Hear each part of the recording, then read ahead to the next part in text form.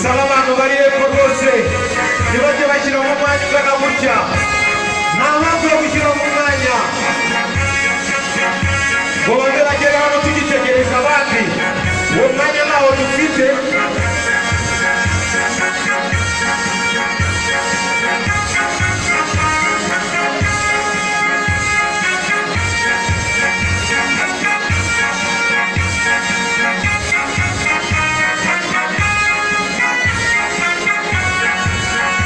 Umuntu wese ugeze hano bwa mbere turamusuhuje mu izina rya Yesu. Imana imuhe umugisha aho waba uri, wumve ko uguwe neza. na Moriya yageze hano. Iyo ni Moriya, ni mu ntara ya Muhima. Akaba ari hano hafi na Gisozi. Twari hariya ugeze mbere twari Muri murenge wa Gisozi. aho ngaho nabo neza ariko wakubonye nawe wakubonye. Iriya ni ambasada. Ambasada Nyamirambo, ambasada Moriya.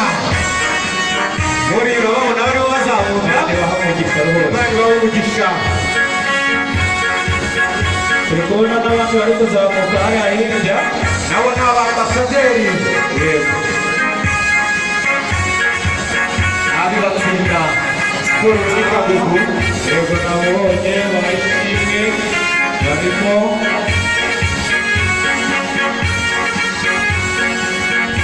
Bakiriye filime Ijayete ya hano i Kagugu. yego yewe naze Nawe urabibona. bari kumwe n'abi batsinda barakurikiranye abantu batandukanye ngo ni bamwe nta n'umupaka bashobora gukira. Diana akaba ariwe uyoboye CIN basaga ifite itarambwe mumenye ibikundi byose byari munsi y'urusengero menya bimaze kugera mu iyo kibuga. nabonye bita na korodinateri yaje